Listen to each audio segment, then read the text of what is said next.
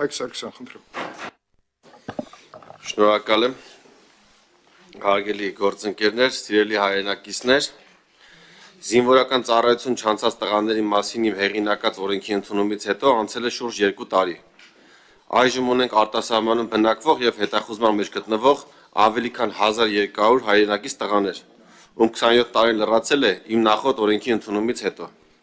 Նրանք չեն վերադառնում Հայաստան, քանի որ չունեն որևէ այլ ընտրանք, քան ազատազրկվելը 2-ից 5 տարի ժամկետով։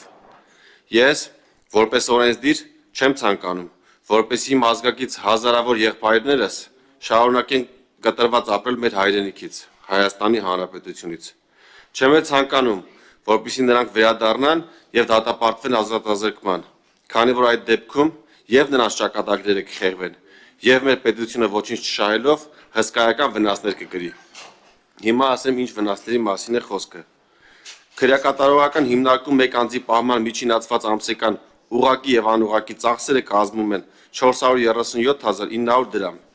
Եթե վերադարձող անձին դատապարտվեն ազատազրկման 3 տարի ժամկետով, ապա պետությունը նրանցից ամեն մեկի պահման վրա պետք է ծախսի 15.764.400 դրամ։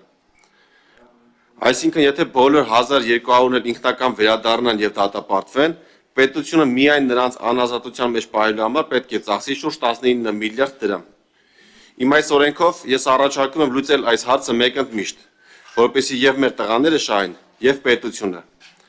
Նախագծով 27-ից 37 տարեկան քաղաքացիները կարող են ազատվել քրեական պատասխանատվությունից կամովին վերադառնալով Հայաստանի Հանրապետություն եւ ընտրելով նշված 5 տարբերակներից մեկը։ Առաջին՝ ծառայել 24 ամիս ժամկետով։ Երկրորդ՝ ծառայել 12 ամիս ժամկետով եւ պետական բյուջե վճարել 2.5 միլիոն դրամ։ Երրորդ՝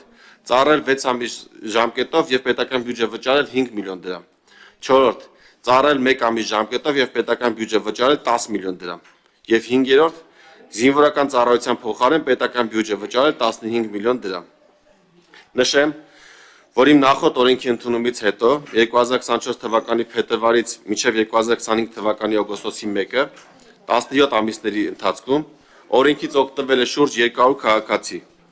Նրանք վճարել եւ կամ ծառայել են զինված ուժերում, հաշվառվել պահեստազորում, պետական բյուջեի մուտքագրվել շուրջ 2 միլիարդ դրամ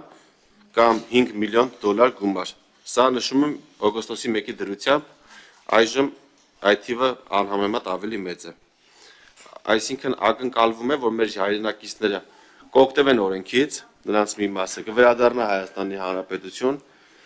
հսկայական գումարներ կմուտքագրվեն պետական բյուջե, որը կարող ենք ծառայեցնել մեր կարիքների համար, եւ նաեւ նրանց ճակատագրերը չեն շարունակի խեղված մնալ, նրանք չեն դատապարտվի կամ չեն շարունակի արտասահմանում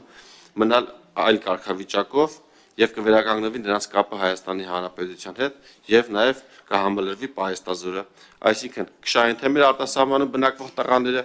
թե նրանց ընտանիքի անդամները, ովքեր կտրված են շատ հաճախ նրանցից եւ կշահի մեր պետությունը, քանի որ նաեւ կկրճատվեն հետախուզվող անձանց հայտնաբերման, պահման, դատապարտման ուղղությամբ ծախսվող հսկայական գումարները, որ այժմ ծախսում ենք ոստիկանության, դատախազության, քննչական կոմիտեի, պրոբացիայի ծառայության, դատարանների եւ այլ պետական կառույցների աշխատակիցների այս ուղղությամբ տարվող աշխատանքների ուղղությամբ։ Եթե կլինեն հարցեր, պատասխան։ Հարցեր հիմնական զեկույց